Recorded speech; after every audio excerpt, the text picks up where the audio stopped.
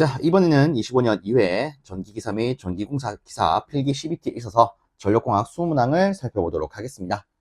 자, 여기 있는 첫 번째 문제죠. 21번째 문제, 이 놈을 보면 전력용 콘덴서에 비해 동기조산기 2점으로 옳은 것은? 하고 물었습니다. 자, 여기서 하나만 체크하고 답 바로 골라보도록 하겠습니다. 자, 일단 우리가 볼 것은 조상설비의 비교입니다. 우리가 일반적으로 다루는 조상 설비는 크게 세 가지가 있습니다. 하나는 지금 여기 나와 있는 동기 조상기, 그리고 다른 하나는 요 앞에 있는 전력용 콘덴서, 그리고 하나는 블로 리액터. 그래서 우리가 주로 다루는 게 요 세 가지 아니겠습니까? 자, 일단 이놈에 대해서 간단히 체크를 좀 해보면 이 동기 조상기 같은 경우에는 회전하는 구조인 회전기가 됩니다. 그쵸? 근데 그 반면에 여기는 전력용 콘덴서나 블로 리액터 같은 경우에는 회전하는 부분이 없어요. 그래서 우리가 얘를 이렇게 말할 수 있죠. 정직이다. 맞나요? 자, 그럼 요걸 토대로 우리가 몇 가지를 파생시킨 형태로 체크를 해보면 일단 이 동기 조상기 같은 경우는 회전기입니다. 그럼 가격이 어떻겠습니까? 이 정지기에 비해서는 고가겠죠. 그러면 반대로 이 정지기들은 상대적으로 저가가 될 겁니다. 그러면 동기 조상기 같은 경우에는 가격이 비싸요. 증설이 쉽겠습니까? 어렵겠습니까? 증설이 어렵겠죠. 그 반면에 이 친구들은 상대적으로 증설이 쉬울 겁니다. 자, 그 다음에 우리가 이런 장치를 보수한다는 기준으로도 한번 생각을 해보면 동기조상기는 회전기입니다. 그럼 내부 구조가 복잡하겠죠. 그 보수가 어렵겠더라. 보수가 어렵겠더라. 그러면 반대로 이놈들은 보수가 쉽겠더라. 이렇게도 볼 수가 있을 겁니다. 그죠? 자, 그 다음에 겁나게 중요한 거, 이놈들의 용도를 보면 이 동기조상기 같은 경우에는 그 내부의 여자 전류를 우리가 어떻게 조정하느냐에 따라서 진상용으로도 쓸 수가 있고요, 지상용으로도 쓸 수가 있습니다. 그죠? 그 반면에 얘들은 하나의 기능만 쓸 수가 있어요. 전력용 콘덴서 같은 경우에는 진상으로서, 블로 리액터 같은 경우에는 지상으로서. 그죠? 자, 그 다음으로 또 동기 조상기로 돌아가 보면 얘는 회전기입니다. 그래서 이런 진상분, 지상분의 조정이 연속적으로 이루어질 수가 있습니다. 그 반면에 여기 있는 전력용 콘덴서나 블로 리액터 같은 경우에는 정직이다. 그죠? 그래서 얘들은 계단적으로 조정할 수밖에 없더라. 다르게 말하면 단계적으로 조정이 되더라. 자, 그리고 또 간혹 언급되는 것 중에 시운전 내지 시충전의 기준이 또 있습니다. 그죠? 자, 이 동기 조상기 같은 경우에는 시충전이 가능합니다. 다르게 말하면 시운전이 가능합니다. 네, 그 반면에 여기 있는 정지기들은 불가능해요. 자, 그리고 끝으로 손실적인 부분도 한번 고려해 보겠습니다. 이 동기 조상기는 회전기 아니겠습니까? 그럼 당연히 회전에 대해서 추가적인 손실이 발생을 할 겁니다. 그래서 이놈은 전력 손실이 정지기에 비해서 큰 단점이 있습니다. 반대로 이런 정지기들은 회전하는데 생기는 손실이 없겠지요. 그래서 상대적으로 전력 손실이 적더라. 그래서 이 내용 같은 경우에는 부분적으로 혹은 전체적으로 또 시험에 나온 적이 있기 때문에 여러분 여유가 있을 때 이런 것도 한 번쯤 생각해 주신다면 어느 정도 도움이 될 수 있지 않을까 싶습니다. 자, 그럼 이걸 토대로 답 한번 골라보면 첫 번째, 무효 전력을 계단적으로 조정할 수가 있다? 아니죠. 동기 조상기는 연속적으로 조정할 수가 있습니다. 네, 두 번째, 진상 전류 이외에 지상 전류를 취할 수 있다. 그쵸. 요게 동기 조상기의 이점 아니겠습니까? 그죠? 그리고 특징 아니겠습니까? 자, 그 다음에 세 번째, 유지 보수가 쉽다? 아니죠. 어려워해. 어려워해. 그리고 소음이 적다? 자, 요거 한번 생각해 볼게. 동기 조상기는 회전기라고 있습니다. 그죠? 그 다음에 회전할 때 소음이 발생할 수밖에 없겠죠. 그래서 이 전력용 콘덴서와 같은 정지기에 비해서는 소음이 크다라고 볼 수가 있습니다. 그죠? 자, 정도로 마무리하고 아래쪽에 있는 22번째 문제 넘어가 보도록 하겠습니다. 자, 22번째 문제를 보시면 삼상 3선식에서 전선 한 가닥이 흐르는 조류는 단상 2선식의 경우에 몇 배가 되는가? 라고 물었습니다. 단, 송전 전력 부하 역률, 송전 거리, 전력 손실 및 선간 전압이 같대요. 자, 일단 기준은 송전 기준으로 주어져 있습니다. 자, 여기서도 하나 체크하고 답을 골라보도록 하겠습니다. 자, 우리가 체크할 것은 뭐냐면 송전 선로의 공급 전력 관계식이 됩니다. 근데 여기서 또 하나만 더 추가로 잡자면 배전 선로의 공급 전력. 요거는 은근히 많이 혼동이 되시요. 구분을 조금 하기 위해서 같이 체크해 보도록 하겠습니다. 자, 우선적으로 각 선로의 기준부터 적으면 송전선로는요, 그 수식관계를 선간전압을 기준으로 해서 표기를 합니다. 배전선로는요, 상전압을 기준으로 해서 표현을 합니다. 저는 이 선간전압을요, V라고 쓸 거고, 상전압은 항상 1로 쓰도록 하겠습니다. 자, 그럼 이때 이 전기 방식을 조금 미리 분류를 해 놓으면 첫 번째 단상 2선시, 그 다음에 단상 3선시, 그 다음에 삼상 3선시, 그리고 삼상 4선시. 그러면 비교하기 위해서 얘들도 한번 적어보면 이렇게 되겠죠. 그죠? 자, 일단 송전선로에 있어서 공급 전력부터 보면 얘들은 단상계통과 삼상계통이 서로끼리 이 수식이 같습니다. 즉 단상은요 VI 코사인 세타 끝이에요. 삼상은요 루트 3 VI 코사인 세타 끝입니다. 자, 배전선로 같은 경우에는 각 방식에 따라서 수식이 다 다릅니다. 자, 일단 단상 2선식부터 쓰면은 이 친구는요 이 I 코사인 세타, 그 다음에 단상 3선식은 이 I 코사인 세타, 삼상 3선식은요 루트 3 여러 콜롬, 그 다음에 라스트 삼상 4선식은 여러 콜롬 되더라.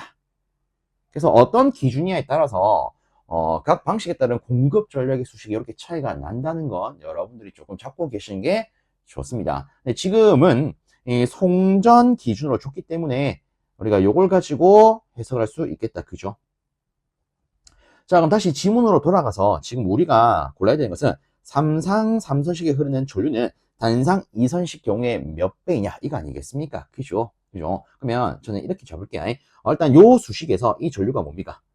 한 선에 흐르는 선 전류 아니겠습니까? 그죠? 그럼 이때 요거를 전류 기준으로 바꾸고 요것도 전류 기준으로 바꿔서 두 개를 비교하면 끝이 날 겁니다. 그럼 편의상 이때 삼상계통의 전류를 I3라고 표현할 거고요. 이는 단상계통이기 때문에 I1이라고 표현을 해볼게요. 그럼 우리가 구하고자 하는 것은 이거 아니겠습니까? 삼상 3선식의 전류는 단상 2선식에 비해서 몇 배입니까? 그죠? 그러면 다시 표현했을 때, 자, 분자는요, 일단 요 놈을 전류 기준으로 바꾼 것을 쓰도록 하겠습니다. 그럼 이렇게 되겠죠. 루트 3V 코사인 세타분의 P요. 자, 그 다음에 아래쪽은 요 놈을 전류 기준으로 바꾼 거 쓰면은 이렇게 쓸 수 있을 겁니다. 자, 여기서 지문으로 다시 돌아가면 송전 전력, 부하 역률, 그리고 선간 전압이 같대요. P 같더라, 약분 되겠죠. 역률 같더라, 선간 전압 같더라. 그러면 최종적으로는 루트 3분의 1이 나오겠네요. 그럼 얘를 넘겨버리겠습니다. 넘기면 이런 관계가 나오겠죠. 아, 삼상 3선식 기준의 전류는 단상, 원이죠. 제가 여기 원이라고 표현했기 때문에 단상 2선식 기준의 전류에 비해서 루트 3분의 1배가 되더라. 그렇죠. 그래서 우리가 고를 수 있는 답안은 여기 있는 4번이 되겠습니다. 다음으로 23번째입니다. 중거리 송전선로의 4단자 정수가 A, B, D가 여러 콜럼 각각 주어졌을 때 C는 얼마예요? 라고 물었습니다. 자, 우리가 이 문제를 풀려면 4단자 정수에 대한 관계성을 떠올릴 필요가 있습니다. 그죠? 그 관계성은 이거 아니겠습니까? AD-BC는 1이에요. 그죠? 그럼 요거를 C 기준으로 바로 바꾸면 이렇게 쓸 수가 있을 겁니다. B분의 AD-1. 그럼 여기서 A와 D가 1이고 B가 J의 190 아니겠습니까? 근데 문제는 분자가 얼마가 된다? 0. 그러면 C는 그냥 0이 나오겠네요. 답은 1번 되겠습니다. 다음으로 24번째입니다. 전원이 양단에 있는 환상선로의 단락부의 성질을 계정기는? 하고 물었습니다. 자, 여기서 또 하나만 체크를 해보면, 자, 저는 일단 이렇게 한번 적어볼게요. 선로 방식에 따른 단락보. 즉, 선로 방식에 따라서 이 단락보를 하기 위해서 어떤 방식을 쓰는지, 혹은 어떤 계정기를 쓰는지 한번 정리해 보도록 하겠습니다. 아시겠죠? 일단 요 같은 경우에는 제가 표로 나누어서 한번 표현을 해볼게요. 일단 첫 번째 선로 방식은 방사상 선로가 됩니다. 그 다음에 두 번째는 환상 선로.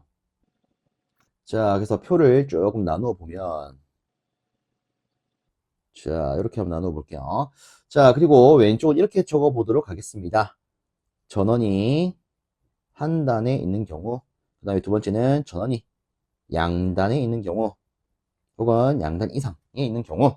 자, 일단 이 방사상선로 같은 경우에 있는, 제가 뭐 파란색으로 한번 적어보면, 전이 한 단에만 있을 때 있는 이 단락보호를 위해서 표시선 개전 방식을 씁니다. 자, 그 다음에 전원이 양단에 있는 경우에 있는 방향 단락 개전기와 과전류 개전기를 조합해서 씁니다. 환상선로 같은 경우에는 제가 뭐 빨간색으로 한번 체크해 보면, 얘는 전원이 한 단에 있다. 그럼 이때는요, 여기에는 요 놈만 그대로 넘어옵니다. 즉 방향 단락 개전기를 써요.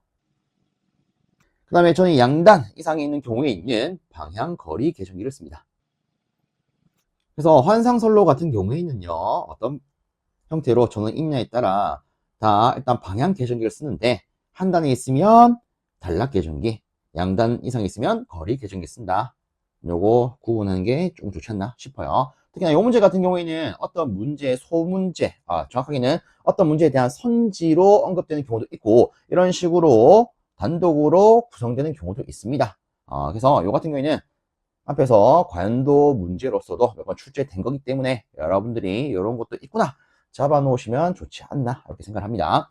자, 그럼 일단 요걸 토대로 우리가 답을 골라보면, 저는 양단에 있는 환상선로 기준으로 일단 문제가 구성이 되고 있습니다. 그럼 여기서 우리가 고를 수 있는 것은 환상선로에서 양단이니까 답은 방향거리 계전기가 되겠네. 그쵸? 자, 연도로 마무리하고 다음 문제 넘어갑니다.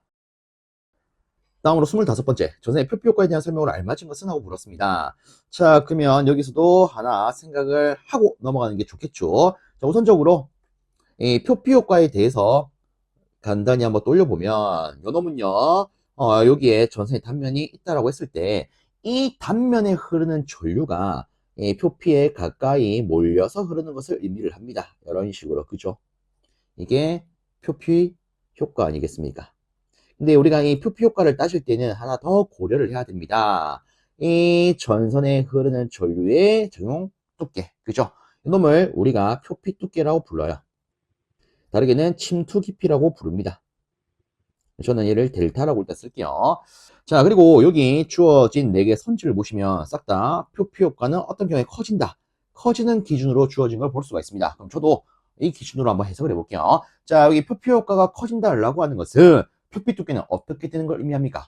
얇아지는 거, 작아지는 걸 의미합니다. 그쵸? 그러면 이걸 토대로 우리가 이 표피 효과는 그 관계성을 이렇게 표현할 수가 있습니다. 표피 효과라고 하는 것은 표피 두께와는 어떤 관계다? 계엄적으로는 반비례하는 관계다. 그렇죠? 자, 그러면 이제 두 번째 우리가 알아야 되는 것은 표피 두께에 대한 관계식이 됩니다. 다르게 침투 깊이. 자, 이놈에 대한 공식을 한번 적어보면 얘는 이렇게 쓸 수가 있습니다. 루트 파이 주파수 전도율 투자율 분의 1요. 그럼 다시 적었을 때 이놈을 뭐라 한다고요? 파이, 얘는 주파수, 얘는 전도율, 얘는 투자율. 자, 우리 어릴 때 역사 공부를 하다 보면 무슨 전투 이런 거 많이 암기한다. 그죠? 자, 얘는 앞으로 이렇게 들고 갑니다. 앞으로 파주에서 일어난 전투, 파주 전투다. 그래서 간단하게 표피 두께 하면은 루트 파주 전투분의 1요. 이렇게 들고 가면 좀 더 쉽게 들어갈 수 있겠죠. 자, 그럼 다시 보겠습니다. 표피 효과가 커진다는 것은 표피 두께가 작아지는 걸 의미한다라고 했어요. 자, 이 표피 두께가 작아진다는 것은, 그러면 이 공식을 기준으로 봤을 때는 주파수, 전도율, 투자율은 커지는 거랑 같은 거 아니겠습니까? 그러면 이 표피 두께는 이렇게 말할 수 있을 거야. 개념적으로 주파수, 전도율, 투자율에는 반비례하는 관계랑 같더라. 그쵸? 정확하게는 루트에 반비례하는 관계랑 같더라. 그럼 이거를 우리가 이 표피 효과 관계에다가 덧붙여서 표현하면 이렇게 쓸 수가 있을 겁니다. 파주 전투와 표피 두께는 반비례. 근데 얘들은 비례. 그쵸? 물론 정확하게는 루트가 들어갈 거예요. 물론 파이라고 하는 것은 이 고정값입니다. 3.14라고 하는 고정값이야. 그죠? 근데 우리가 파주 전투라고 했기 때문에 쉽게 들고 가기 위해서 이렇게 파주 전투 그대로 한번 적어봤습니다. 자, 그리고 마지막 하나 더. 표피 효과는 실제 전선의 굵기와도 관계가 있어요. 전선이 굵어질수록 표피 효과도 커지더라. 그렇죠? 이렇게 하면 끝. 자, 그래서 이 관계는 우리가 필히 알고 있어야 됩니다. 왜? 전력공학뿐만 아니라 전자기하학에서도 나왔던 개념이기 때문에 그쵸. 자, 그럼 이걸 토대로 우리가 여기에 있는 답을 체크를 해보면, 자, 다시 표피 효과가 커지는 거에 대한 기준 아니겠습니까? 그럼 이 표피 효과가 커지려면 굵기도 어때야 돼요? 커져야겠죠. 그래서 전선이 굵을수록, 그리고 도전율 기준에서는 어떨수록, 도전율이 다른 말로 전도율 아니겠습니까? 전도율이 클수록 얘가 커져요. 그래서 우리가 고를 수 있는 것은 3번 되겠네요. 전선이 굵을수록 도전율이 클수록, 다르게 도전율이 높을수록 커진다. 그렇죠? 자, 이렇게 마무리하고요. 다음 문제 살펴보도록 하겠습니다. 자, 26번째. 발전기 또는 주변압기 내부 고정 보용으로 가장 널리 쓰이는 거. 와, 다음에 이런 거 나오면 맛있게 먹어야겠지요. 어떤 걸로? 비율차동 계전기로. 그죠? 자, 다시 한번 체크하겠습니다. 발전기, 그리고 주변압기 내부 고장 보용으로 가장 널리 쓰는 건 뭐다? 비율차동 계전기다. 다음으로 27번째입니다. 부하의 역류를 개선할 경우에 배전솔로에 대한 설명으로 틀린 것은? 하고 물었습니다. 다른 조건은 통일하다. 뭐 이렇게 내용이 주어졌어요. 자, 일단 여기서 제가 요거를 이렇게 한번 안내를 드려볼게요. 우선적으로 우리가 필히 알아야 되는 게 하나 있습니다. 첫 번째, 각 요소의 관계성. 요 같은 경우에는 여러분들 실기에서도 종종 나오기 때문에 확실히 잡아놓는 게 좋습니다. 자, 일단 첫 번째는 공급 전력에 대한 관계성을 따져보겠습니다. 자, 공급 전력 P는요, 어떤 경우에는 전압에 비례하고요, 어떤 경우에는 전압의 제곱에 비례합니다. 자, 세부 기준을 잘 잡으셔야 돼요. 전압에 비례하는 경우에는 전력 손실이 일정할 때입니다. 근데 제곱에 비례한다? 이때는 손실률이 일정할 때죠. 전력 손실률 혹은 선로 손실률이 일정할 때 기준이더라. 그래서 어떤 조건이 주어졌냐에 따라서 해석 기준이 달라질 수 있다는 거 확실히 잡아 주십시오. 자, 그 다음에 두 번째입니다. 두 번째는 전압 강화. 전압 강화는 우리가 이렇게 쓸 수가 있죠. 자, 이 친구는 전압에 어떤 관계를 갖습니까? 반비례하는 관계를 갖습니다. 요거 체크를 좀 해줍니다. 자, 그 다음에 세 번째. 자, 세 번째는 제가 이렇게 쓰도록 하겠습니다. 전압 강화율, 선로 손실률, 전선의 단면적. 이 친구들은 어떻더라? 전압의 제곱에 반비례하더라. 자, 일단 다시 한 번 더 이런 문자에 대해서 한번 적어보면 얘가 뭐다? 전압 강화율. 그 다음 이 친구 뭐다? 전력 손실. 이 친구 뭐다? 전력 손실률입니다. 얘가 뭐 있다? 전선의 단면적. 그리고 실제 여기서 우리가 또 하나 더 도드라지는 것을 체크를 하면 요 놈이 됩니다. 그래서 네 번째, 은근히 또 잘 언급되는 것 중에 선로 손실은요, 여기뿐만 아니라 역률 제곱도 반비례하더라. 이것도 잘 언급이 되죠. 그래서 요 같은 경우에는 여러분들이 확실히 잡아주세요. 중요합니다. 아시겠죠? 그럼 일단 요걸 가지고 하나를 조금 체크를 해보면, 자, 여기 네 번째 선지를 봅니다. 전력 손실 감소. 자, 보세요. 역률을 개선한다는 것은 역률을 올리는 거 아니겠습니까? 역률이 높아지면 손실은 감소가 되지요. 그렇죠? 얘는 맞는 말이 될 거예요. 자, 그 다음에 전압 강화의 감소. 요 같은 경우는 제가 이렇게 한번 따져보겠습니다. 실제 이 전압 강화에 대한 대표적인 관계식 중에 이런 게 있습니다. 이는 V분의 P, R 플러스 X 탄젠트 세타요. 그렇죠? 근데 이 탄젠트 세타를 우리가 다시 한번 표현하면 이렇게 표현할 수가 있을 겁니다. 코사인 세타분의 사인 세타. 맞습니까? 그럼 여기서 자 보세요. 역률을 개선할 경우를 우리가 지금 보고 있는 거 아니겠습니까? 극단적으로 보겠습니다. 처음에 역률이 낮았는데 이 역률을 어떻게 하겠다? 최대로 높여보겠다. 1로 만들어 보겠다. 그럼 자 보세요. 원래는 이 뒤에는 이 항목이 있어야 되는데 우리가 역률을 1로 만들면 무효율은 0 되는 거 아니겠습니까? 그럼 실제 이 뒤에는 없어지는 거랑 같지요. 원래는 이놈이 있었지만 역률을 계산하니까 없어지네요. 이것만 남는 거 아니겠습니까? 그럼 얘가 없어졌다는 것은 전압과 성분이 어떻다는 것 같다? 감소되는 거랑 같다. 그럼 얘도 맞는 말 이렇게 볼 수 있겠죠. 그리고 실제 역률을 계산하게 되면 원래 필요했던 무효 전력 성분이 이제는 필요 없는 거랑 같기 때문에 그에 따라 설비 용량의 여유도 증가한다라고 볼 수가 있습니다. 요 같은 경우에는 제가 이렇게 한번 언급을 드려볼게요. 예를 들어, 여기에 우리 집에 전력을 공급하는 변압기가 있대요. 이놈의 용량이 100kV 암페어였다고 가정을 하겠습니다. 그리고 우리 집에 요놈이 전력을 공급을 하는데 예를 들어서 처음에 유효 전력이요. 우리 부하 유효 전력이요. 40kW였다라고 가정을 하겠습니다. 그리고 무효 전력은요. 30kV였다라고 가정을 할게요. 얘가 처음에 역률이 1이 아닐 때 기준입니다. 아시겠죠? 특정 역률일 때 이렇게 되었더라. 근데 우리가 이놈을 여기서 언급했던 것처럼 1로 계산을 시켰다라고 가정을 하겠습니다. 그러면 무효 전력은 이제 필요가 없죠. 얘가 없는 거랑 같은 거 아니겠습니까? 그죠? 그럼 보세요.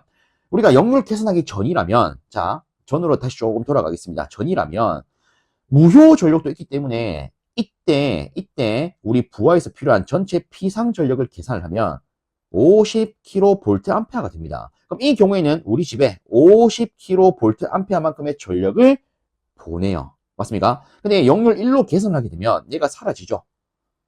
그러면 우리 집에는 딱 이만큼에 대한 피상 전력만 공급하면 될 거 아닙니까?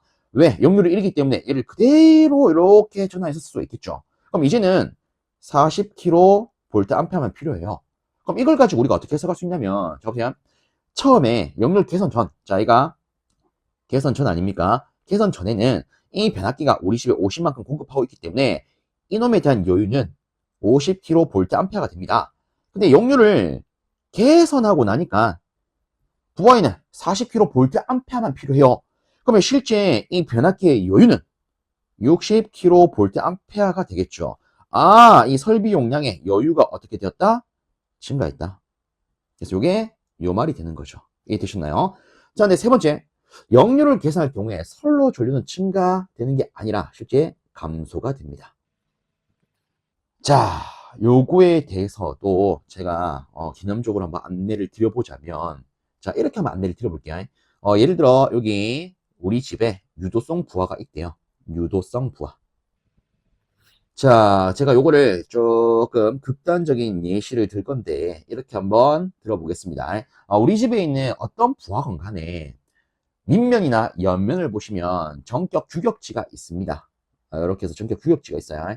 처음에 뭐 소비 전력이 얼마입니다. 사용 전압이 얼마입니다. 사용 전류 내지 전격 전류가 얼마입니다. 이렇게 표기가 되어 있습니다. 그러면 이때 이 부하의 전격 전류를 10A라고 가정을 할게요. 이게 무슨 말입니까? 이 부하가 제대로 돌아가려면 10A가 필요하다. 이거 아니겠습니까? 그럼 저는 얘를 애초에 이렇게 잡아볼게요. 만약에 이놈이 역률이 100%라면 어떻게 될까? 역률이 1이라면 어떻게 될까?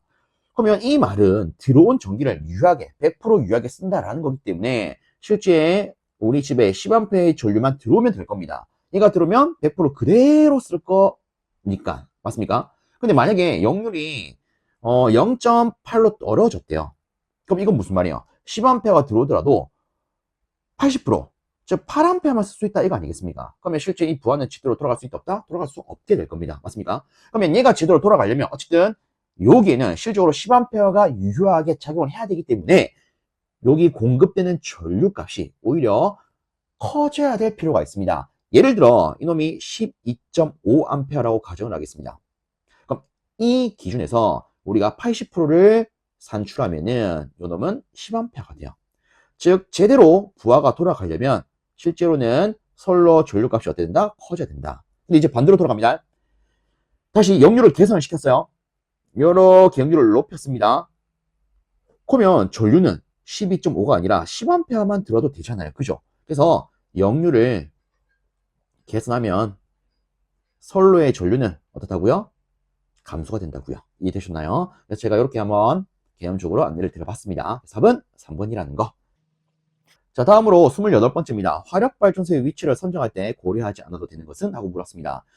자, 일단 요 같은 경우에는 제가 이렇게 한번 생각을 해볼게요. 우선적으로 이 발전소들은 전력을 필요로 하는 경우, 필요로 하는 장소, 전력 수요지라고 할게요. 수요지와 조금 가까울 필요가 있습니다. 너무 가까워서도 안 되겠지만 너무 멀어서도 안 돼요. 왜 그렇냐면 예를 들어 여기 발전기가 있대요. 그 다음에 요 짝에 부하가 있다라고 보겠습니다. 이때 이 길이가 길어지게 되면 실제 이 선로의 저항 성분의 대한 것만큼 뭐가 발생할 수가 있느냐? 전압 강화가 발생할 수가 있습니다. 그리고 당연히 전력 손실도 발생할 수가 있겠죠.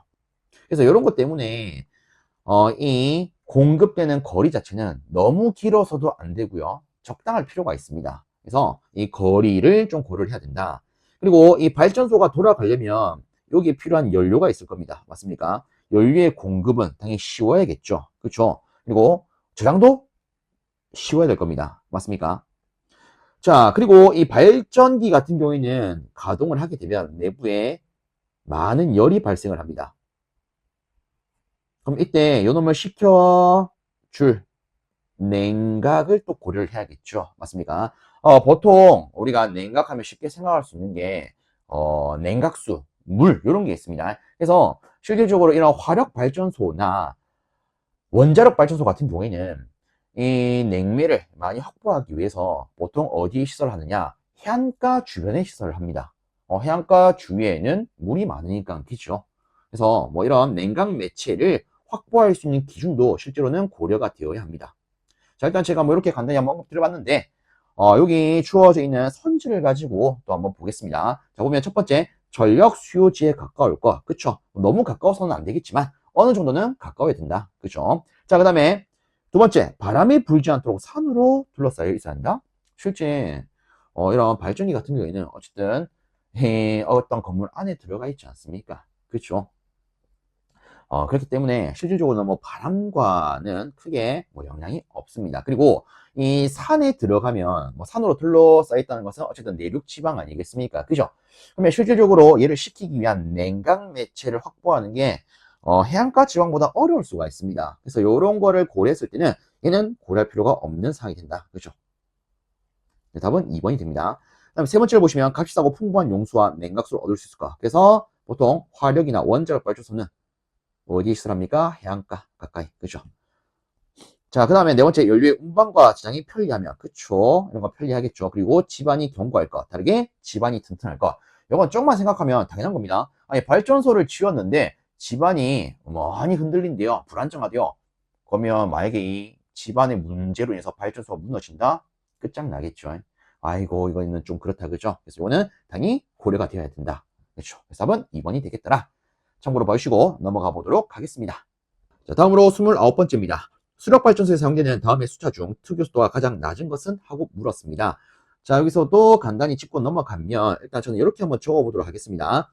이 특유속도는 다르게 우리가 뭐 비속도라고도 부릅니다. 그쵸? 자, 어쨌든 뭐 특유속도라고 나와 있기 때문에 특유속도가 높은 순서, 큰 순서 이렇게 한번 적어볼게요. 자, 일단 한번 적어보면 카사노바의 프로펠러. 자, 그래서 얘는 카플란 수차, 얘는 사류 수차, 얘는 브란시스 수차, 얘는 펠턴 수차. 자, 실질적으로 특유속도가 큰 순서는 이런 카사프펠 요 순서를 가지고 있습니다. 자, 그래서 실제 우리가 답으로 고를 수 있는 것은 지금 펠턴이 없죠. 그러면 그 위에 있는 프란시스 3번을 고를 수가 있겠습니다. 그리고 여기서 또 한 가지 좀 체크를 해보면 이 펠턴 수차 같은 경우에 있는 그 비속도가 어떠한 범주를 갖고 있느냐. 자, 보통 이 펠턴 수차 같은 경우에 있는 이런 범주를 가지고 있습니다. 그래서 요거를 들고 가시면 1, 2, 3만 딱 들고 가면 됩니다. 1, 2, 3. 그래서 앞에 거 묶어서 왼쪽, 요거 묶어서 오른쪽. 그죠? 전에 프란시스 수차부터는 제가 일단 요거를 기준으로 해서 조금 적어 볼게요. 유효 낙차 플러스 20분의 2만. 요거를 기준으로 해서 쓰도록 하겠습니다. 자, 일단 이렇게 하면 사류 수차든 카플란 수차든 얘는 똑같이 들어갑니다. 다만 뒤에 오는 게 달라져요. 자, 우선에 프란시스 수차부터 적으면, 자, 보세요. 펠턴 수차가 어떤 숫자로 끝났습니까? 3으로 끝났죠? 왜죠? 그래서 요 놈이 한 번 또 와요. 그래서 30이 붙습니다. 그 다음에 순차적으로 40, 50, 요렇게요. 그래서, 실제 요 수식 관계를 따지더라도 가사프펠 순서가 되는 걸 확인할 수가 있습니다. 그래서 이런 것도 있더라. 실제 관도 문제를 보시면 뭐 요런 수식 관계 뭐 고르는 문제도 드물지만 나온 적이 있긴 합니다. 그래서 이런 것도 여러분들이 참고로 있구나 보시면 어떨까 쉽네요. 어쨌든 답은 3번이 되더라. 다음으로 30번. 화력발전소의 기본 랭킹 사이클로 옳은 것은? 하고 물었습니다. 자, 일단 요 같은 경우에는 이렇게 한번 보도록 하겠습니다. 이 화력발전소에서 기본적으로 사용하는 열 사이클이 바로 여기 있는 랭킹 사이클 아니겠습니까? 그러면 얘를 이렇게 봅시다. 화력발전소에 있는 이 발전기는 어떤 발전기일까요? 다르게 어떤 걸 토대로 돌아가는 발전기일까요? 터빈을 가지고 돌아가는 발전기가 됩니다. 그렇죠? 그래서 이를 터빈 발전기라 불러요. 그래서 화력뿐만 아니라 원자력 발전소에서도 이 터빈 발전기를 쓴다. 그죠? 그럼 이렇게 보겠습니다. 이 터빈을 돌리려면 무엇이 필요할까요? 이 터빈을 돌리려면 증기가 필요합니다. 그쵸? 그러면 다시 이 증기를 만들어내려면 또 뭐가 필요합니까? 물이 필요합니다. 맞나요? 그러면 당연히 이 물을 공급하는 장치가 있겠죠. 그죠? 그럼 여기서부터 들어가 볼게요. 일단 여기까지만 떠올리셨다면 여러분들 거의 끝난 거나 다름없습니다. 자, 일단 물이 필요해요. 그러면 물을 공급하는 장치 뭐가 있을까요? 급수 펌프가 있겠죠. 그러면 이 물을 공급받아서 증기로 만드는 장치가 필요할 겁니다. 이게 누굽니까? 보일러요. 그쵸? 그럼 그 다음에는 증기가 이제 터빈으로 들어가서 이 터빈을 돌릴 거예요. 맞나요? 근데 여기 잘 보세요. 이 증기가 터빈을 돌리는데 다 사용이 되었어요. 그럼 얘를 그냥 날리느냐? 실제로는 그렇지 않습니다. 얘를 다시 모아서 물로 활용을 할 거예요. 그럼 이때 필요한 장치 뭐가 있느냐? 복수기라는 게 있습니다. 이 증기를 식혀서 물로 만들어주는 거 뭐다? 복수기. 그럼 기본적으로는 급수 펌프에서 보일러, 보일러에서 터빈, 터빈에서 복수기, 복수기에서 다시 급수 펌프, 이런 과정을 우리가 생각해 볼 수가 있습니다. 자, 근데 여기서 한 가지만 더 안내를 드리자면 실제 이 보일러에서 이 물을 데워서 증기로 만들긴 하는데 그게 조금 모자라는 경우가 있습니다. 그럼 이때 무엇이 또 필요하느냐?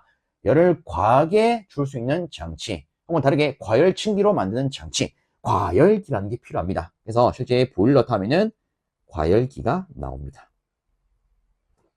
일단 큰 베이스, 급수 펌프, 보일러, 터빈, 복수기 또 올렸다면 추가적으로 뭐가 있더라? 과열기도 있더라. 그래서 우리가 여기다가 다시 한번 체크를 해보면 우선적으로 보일러가 있습니다. 보일러에다가 급수를 공급하는 친구가 필요해요. 얘를 뭐라 했다? 급수 펌프. 그러면 이 보일러에 있는 증기를 만들어서 저열로 물이 공급되면 얘는 이제 증기로 만들 겁니다. 증기로 만들어 가지고 이 증기를 어떻게 하겠습니까? 터빈에다가 공급을 하겠죠. 그리고 이 터빈을 돌리고 난 증기는 다시 어떻게 하겠다? 물로 만들겠다. 그래서 이때 필요한 게 뭐라고요? 복수기. 그리고 나서 다시 이 만들어진 물을 우리가 어떻게 합니까? 급수 펌프로 넣어주죠. 그래야 급수 펌프에서 다시 보일러로 물을 공급할 거니까. 그렇죠? 그리고 부가적으로 생각을 하면 요쯤에 뭐가 있다? 과열기가 있다. 그래서 이렇게 하면 기본적인 랭킨 사이클이 완성이 됩니다. 자, 그럼 이걸 토대로 답 한번 체크해 보겠습니다. 우선에 1번과 2번 선지를 보면 보일러가 먼저 나와 있습니다. 그럼 보일러가 먼저 나와 있다는 것은 보일러 다음에 터빈이 오거나 과열기가 와야 될 거예요. 그죠? 그러면 터빈 나온 거 하나 있죠. 그럼 얘는 땡. 근데 그 다음에 보면 급수 펌프? 아니죠. 그 다음에는 복수기가 와야겠죠. 그래서 얘는 땡. 그러면 이제 3번, 4번 볼게요. 급수 펌프가 있어요. 자, 급수 펌프에서 그 다음에 뭐가 와야 됩니까? 보일러가 와야겠죠. 둘 다 보일러네요. 자, 그 다음에 터빈이 올 수도 있고 과열기도 올 수가 있는데 지금 이 선지는 과열기까지 모두 고려를 하고 있습니다. 그럼 좀 더 정확하게 말하면 과열기, 터빈, 복수기 이렇게 되겠죠. 답은 3번이요. 자, 그래서 여기는 이 랭킹 사이클은요. 여러분들이 제가 방금 했던 이 개념 있죠. 요거를 가지고 한번 생각을 해보십시오. 그러면 비교적 쉽게 이 사이클에 대한 순서에 접근이 가능하실 겁니다. 다음으로 31번. 아킹혼의 설치 목적은? 하고 물었습니다. 이 아킹혼이라고 하는 것은 우리가 다르게 소호각이라고도 부르고요. 혹은 초호각이라고도 부릅니다. 그쵸? 그리고 이와 비슷한 형태로서 뭐 초환, 아킹링 이렇게 불리는 것도 있습니다. 자, 어쨌든 이놈들의 설치 목적은 하고 물었어요. 이놈은 왜 씁니까? 선락사고에 대한 애자를 보호하기 위해 쓴다. 그죠? 자, 참고하시라고 제가 이미지를 하나 띄우면 이렇습니다. 자, 여기 띄워진 이미지를 보면 전솔로와 철탑을 어떻게 해놨다? 애자를 통해서 이렇게 묶어놨다. 그죠? 그리고 이 애자 위아래로 보시면 초호가 다르게 아킹온 그리고 초환, 아킹링 뭐 요놈이 설치된 걸 볼 수가 있습니다. 실제 얘들을 이렇게 설치를 하면 여기에 아크가 발생을 한다, 다르게 섬락이 발생한다. 그럼 그 섬락이 어디서 생기느냐? 요 두 놈 사이 여기서 생기게 됩니다. 그래서 이렇게 놓으면 이 애자에 직접적으로 섬락이 생기는 게 아니라 여기서 섬락이 생기기 때문에 이런 애자를 보호할 수가 있어요. 그렇죠?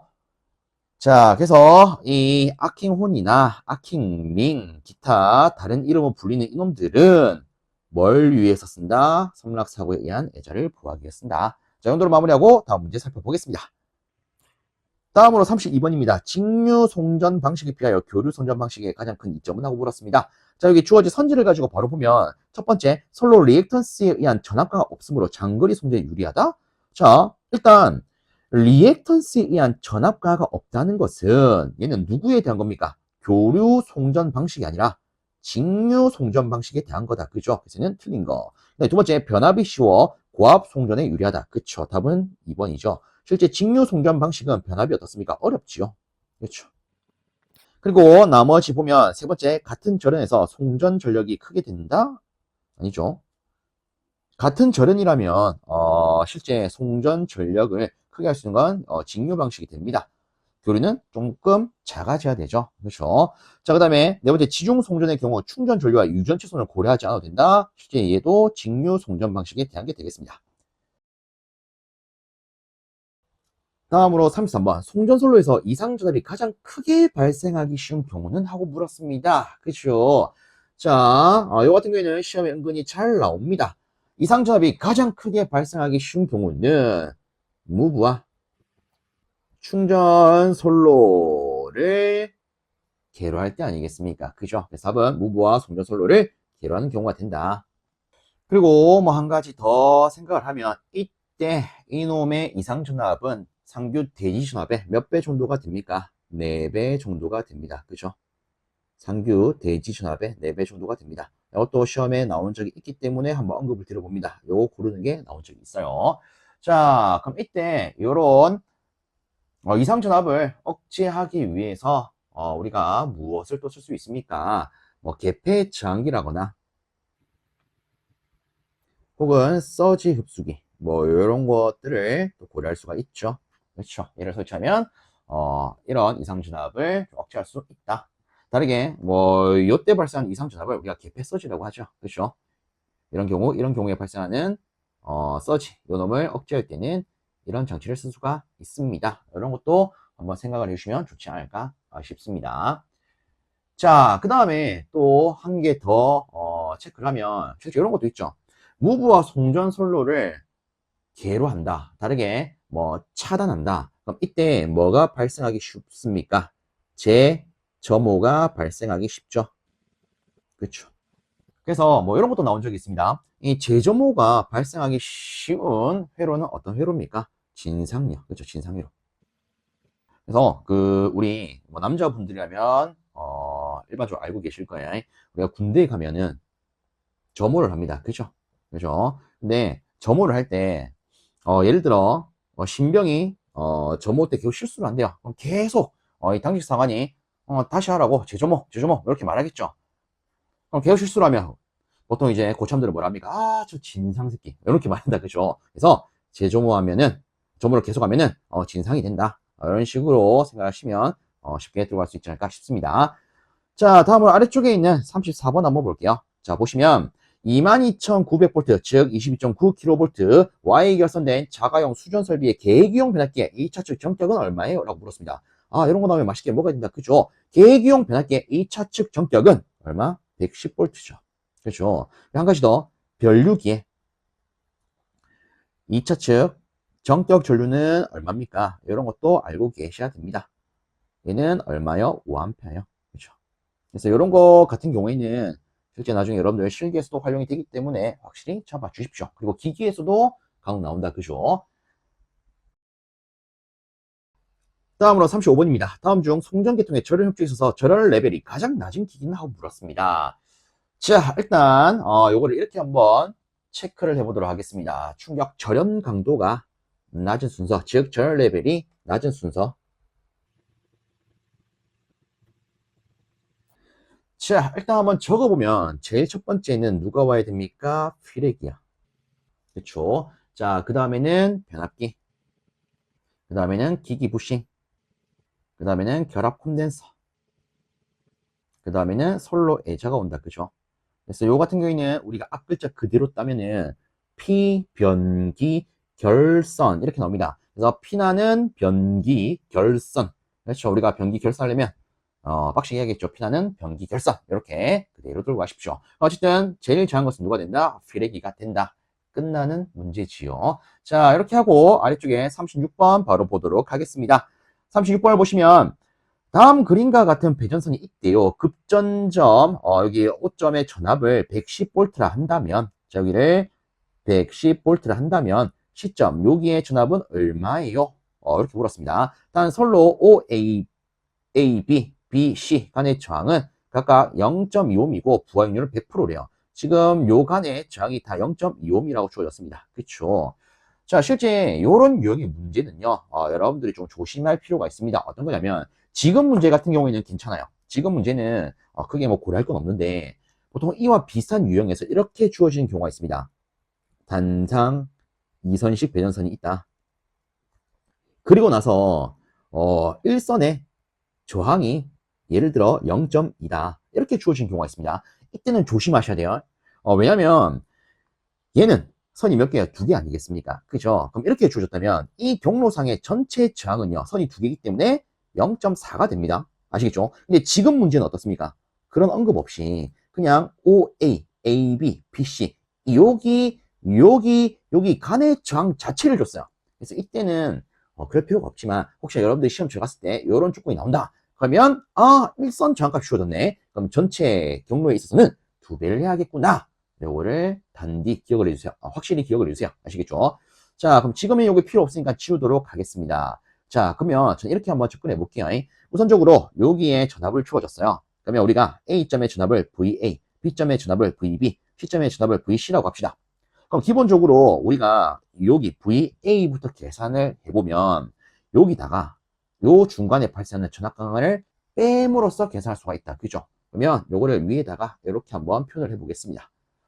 자, 우선 첫 번째 VA 값을 체크를 해보면 얘는요 110V 여기 급전점의 전압 110V에다가 전압 강화를 뺨으로써 계산할 수 있더라. 근데 여기 있는 전압 강화는 전류와 저항의 곱 아니겠습니까? 그럼 일단 요 경로에 흐르는 전류부터 체크할 필요가 있습니다. 그럼 잘 보시면 자 뒤에 10A, 15A, 50A가 필요해요. 그쵸? 그러면 요 경로를 통해서 이 모든 전류가 흘러가고 있지 않겠습니까? 그럼 얘를 싹 다 하면 얼마 나오겠습니까? 30A 나오겠다. 그죠? 그러면 요 놈은 우리가 이렇게 쓸 수 있겠네요. 110 마이너스 자 전류값 전체 전류값 30에다가 이 구간의 저항이 얼마라고요? 0.25. 그렇죠. 그러면 이거 계산하면 얘가 104V 나오겠네요. 그럼 우리는 여기 A 지점의 전압이 104V인 걸 파악을 했습니다. 그럼 그 다음에는 순차적으로 VB 계산할 수 있겠죠. 그리고 다시 VB를 계산한다면 순차적으로 VC도 계산할 수가 있을 겁니다. 자, 그러면 두 번째 VB 한번 보겠습니다. VB는 A점을 기준으로 해서 요 사이에 나타나는 전압 강화를 뺨으로써 계산할 수가 있습니다. 그죠? 자, A점의 전압은 우리가 방금 104라고 잡았어요. 그러면 이때 여기에 흐르는 전류와 저항을 체크를 하면 자, 저항은 0.25옴입니다. 그렇죠? 그럼 이제 요 부분에 흐르는 전류가 필요한 거 아니겠습니까? 그럼 뒤에 공급되는 거 다 더하면 되겠네요. 이거 얼마요? 25A. 그럼 여기다가 25 넣으면 되겠죠. 그렇죠. 자, 그래서 계산하면 99V가 나옵니다. 그러면 끝으로 VC는요. VB를 기준으로 해서 또 중간에 나타나는 경로상의 전압값을 빼면 되겠죠. 자, VB는 99V입니다. 그럼 여기서 전류와 저항을 따지면 저항은 똑같이 0.2예요. 그럼 여기 흐르는 전류는 이놈밖에 없죠. 10A. 그래서 여기다가 이렇게 계산하면 97V가 나오는 걸 확인할 수가 있습니다. 그래서 답은 2번. 자, 그래서 이런 유형의 문제는 앞에서부터 순차적으로 전압 강화 고려하면 끝나는 문제가 됩니다. 자, 다음 문제 살펴보도록 하겠습니다. 다음으로 37번. 수용 설비 각각의 최대 수용 전력의 합을 합성 최대 수용 전력으로 나눈 것은 뭡니까? 라고 물었습니다. 일단 여기에 대해서 제가 이렇게 한번 언급을 드려보겠습니다. 자, 이에 대해서 필요한 게 평, 최, 총, 부수라는 게 있습니다. 다시 뭐라고요? 평, 최, 총, 부수. 다시 한번 더 평, 최, 총, 부수. 이 같은 경우에는 실기에서도 여러분들 잘 활용이 되기 때문에 확실히 잡아주세요. 자, 그럼 일단은 여기에 쓴 요놈들이 정확하게 뭔지 따져보겠습니다. 평은 평균 전력입니다. 다르게는 평균 수요 전력 혹은 평균 수용 전력이라고도 불러요. 자, 두 번째는 최대 전력입니다. 얘도 다르게는 최대 수용 전력 혹은 최대 수요 전력 이렇게도 부릅니다. 아래쪽은 총 설비 용량. 자, 그 다음에 부는 부하율이 되고요. 수는 수용률이 됩니다. 실제 이런 것들은 어떤 부하의 전력을 공급하는 변압기에 실질적으로 필요한 용량을 산정할 때 필히 고려되는 요소가 됩니다. 물론 한 개 더 있죠. 부, 등, 율력. 요거는 제가 조금 이따 할게요. 자, 일단은 예를 들어 부하율을 우리는 구하고 싶어요. 그럼 어떻게 하면 됩니까? 평채총 부수 기억하신 다음에 위에 거 두 개를 쪼개면 됩니다. 그러면 수용률 계산할 때는 어떻게 합니까? 똑같아요. 얘는 아래쪽 두 개를 쪼개면 돼요. 그럼 부등률은 어떻게 합니까? 자, 부등률 같은 경우에는 제가 이런 식으로 한번 표현해 볼게요. 이 가운데에 있는 최대 전력을 갖고 옵니다. 그리고 나서 위아래로 쪼갤 거예요. 쪼개는데 그대로 쓰면서 쪼개겠습니다. 즉 이런 거죠. 분자도 최대 전력이 들어가요. 분모도 최대 전력이 들어가요. 그리고 여기는 합이라는 글자가 들어가는데 분자는 뒤에 합이 들어가고요. 분모는 앞에 합이 들어갑니다. 그래서 좀 더 자세히 적자면 분자는 각 최대 전력이 합이 되고요. 아래쪽은 합성 최대 전력이 됩니다.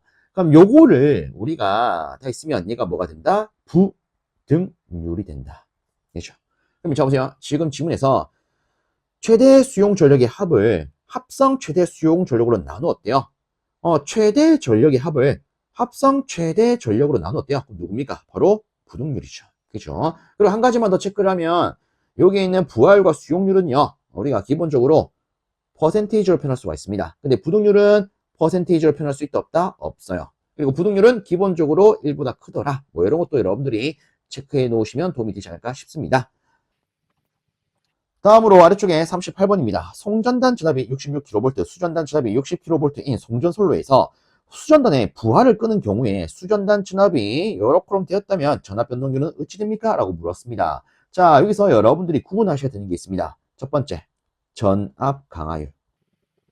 두 번째는 전압 변동률. 전압 강하율은요, 수전단 전압분의 송전단 마이너스 수전단 이렇게 해서 계산할 수가 있습니다. 그러면 전압 변동률은요, 얘는요, 수전단 전압분의 무부하시 수전단 전압 마이너스 수전단 전압 이런 식으로 계산할 수가 있습니다. 그래서 이거 구분 잘 하셔야 돼요. 자, 지금은 뭘 물었습니까? 전압 변동률. 그러면 수전단 전압 체크해야겠죠? 얘가 60이에요. 60이에요. 그 다음에 무부하시 수전단 전압을 체크를 해야 됩니다. 보시면 자, 요 중간에 이런 말이 있죠. 수전단의 부하를 끊을 경우에 수전단 전압 이게 뭐겠습니까? 부하를 끊었다는 것은 무부하 아니겠습니까? 이게 바로 무부하시 수전단 전압 요 놈이 되겠죠. 그래서 여기다가 63을 넣으면 게임 끝납니다. 그래서 이걸 계산하니까 얼마가 나온다? 5%가 나온다. 그래서 우리가 고를 수 있는 건 3번 되겠습니다. 다음으로 39번입니다. 단락비가 1.2인 발전기의 퍼센트 동기 임피던스는 어찌 됩니까? 라고 물었습니다. 자, 일단 여기서 단락비에 대해서 한 번만 따지고 들어가도록 하겠습니다. 단락비 K라고 하는 것은 실제 크게 세 가지로 표현할 수가 있습니다. 첫 번째는 전격 전류분의 단락 전류, 그 다음에 두 번째는 퍼센트 임피던스 분의 배, 그 다음에 세 번째는 PZ 분의 V 제곱. 자, 여기서 참고하셔야 될 것은 요겁니다. 이때 P는 볼트 암페어의 단위예요. V는 볼트의 단위예요. 그쵸? 그쵸? 자, 그리고 실제 뭐 요 관계를 토대로 우리가 이 퍼센트 임피던스는 이렇게 표현할 수가 있습니다. 첫 번째는요, V 제곱분의 PZ 곱하기 100.